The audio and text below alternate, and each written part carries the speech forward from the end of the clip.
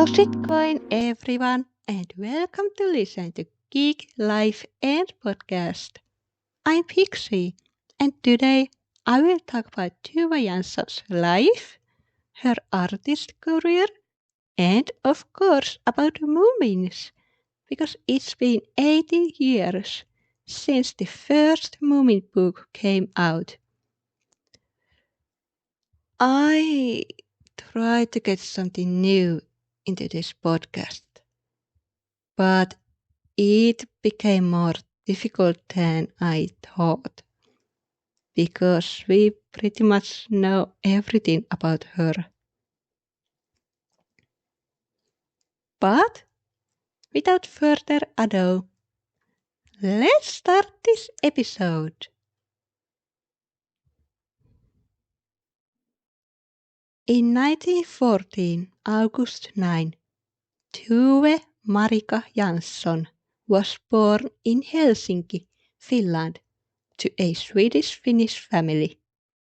Tove's parents, Signe Hammarsten Jansson, was a graphic artist, while Victor Berhard Jansson was a sculptor.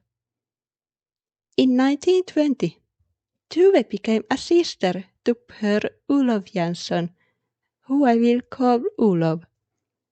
And then, 6 years later, Olof became a big brother to Lasse Fredrik Jansson. And yes, even they became artists. If I had understood correctly, they were lucky with the money situation, because back then Victor art sold well. However, they weren't rich either. While Victor was a sculptor, Signe made some book covers and post stamps. But if I start to talk about their life, I would sit here until next year. However, Janssons lived in the middle of the war, and in 1941, Tove made the family portrait. In this painting, brothers play chess while their parents are at their sides. Tove is in the middle of them, and she's the only one who wears black, while the others don't. Olof has volunteered to go to war, while Lasse has decided to wait.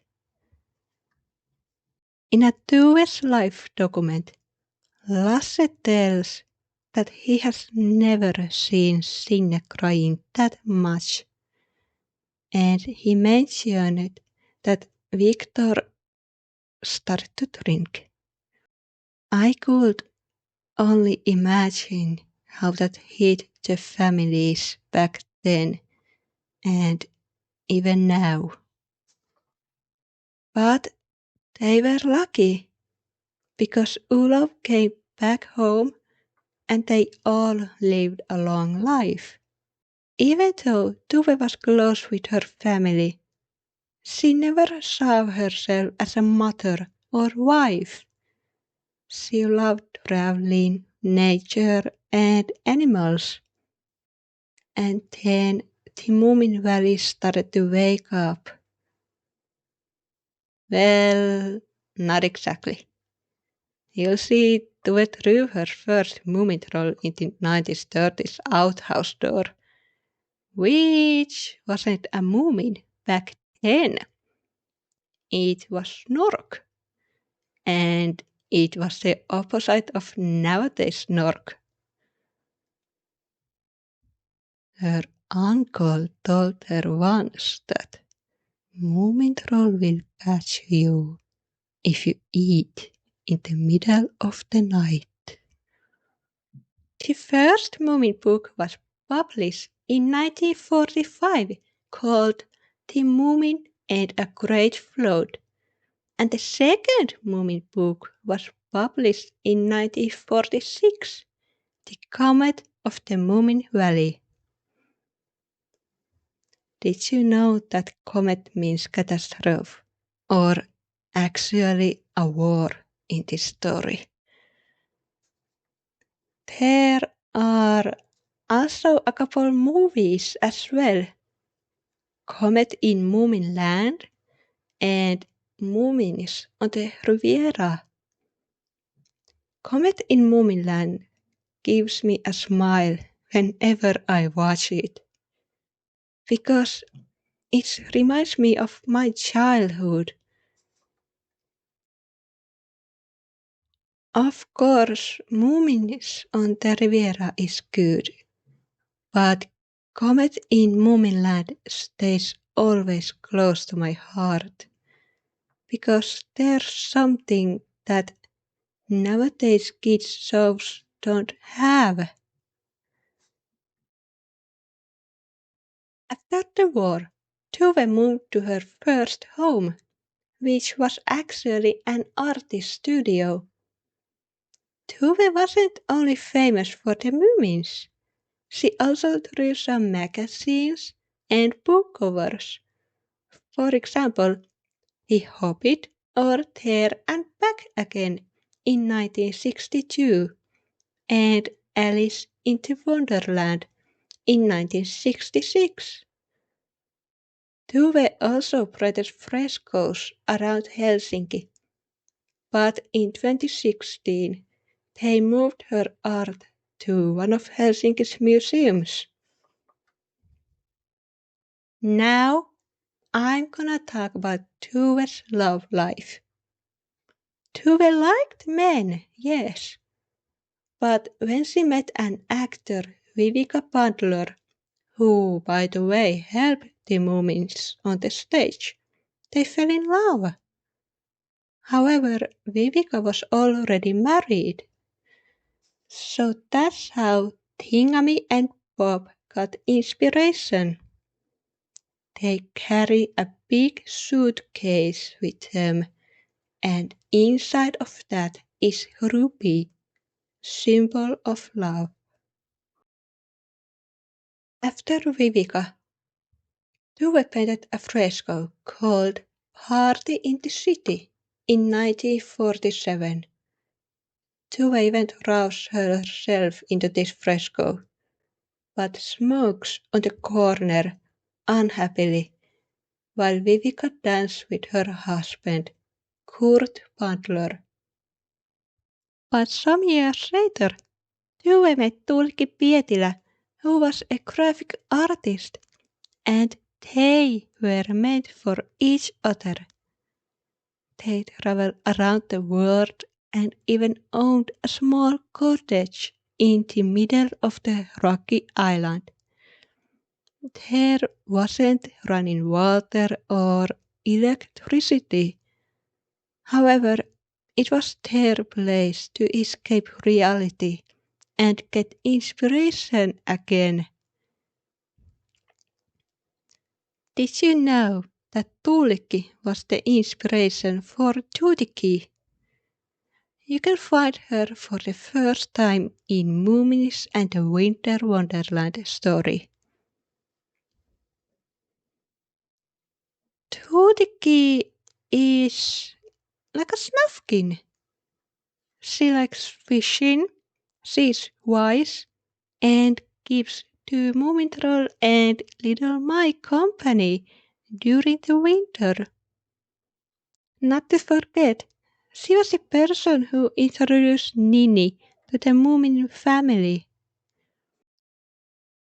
You know, we should learn about the Moomins because they don't judge anyone.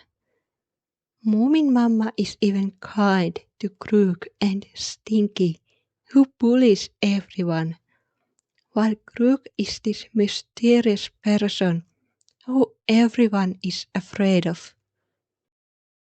In the 90s Moomin show, Stinky makes fun of Nini, who was turned invisible by her cold aunt.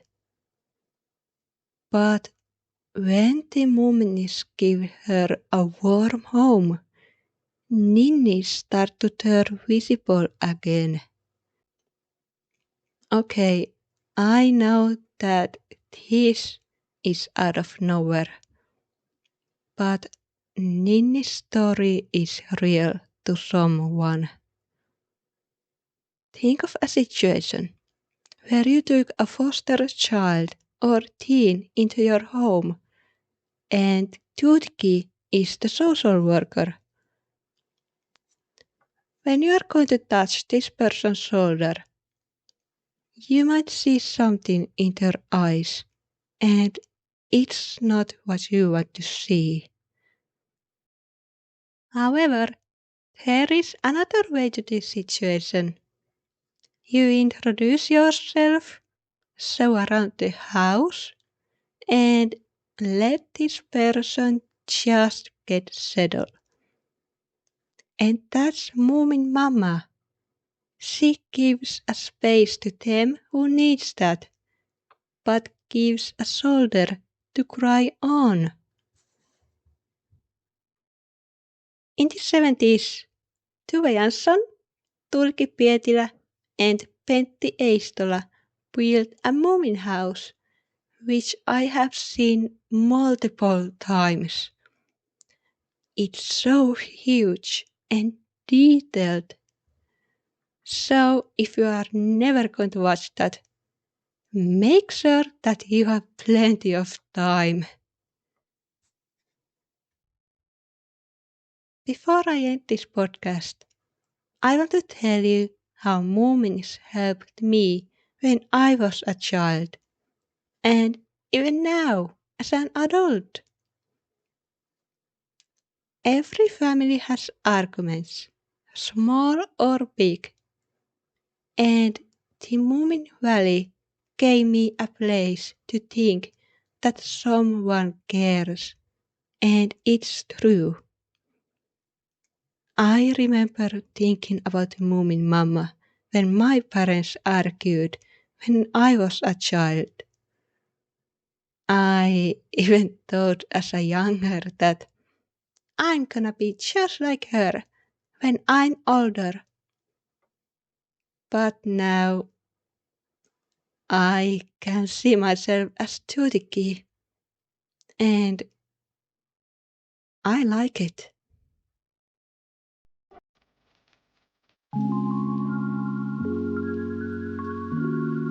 Thank you so much for listening to my Geek Life and podcast. If you like this one and you are interested to hear more like this, then let me tell you that more is coming. So, stay tuned!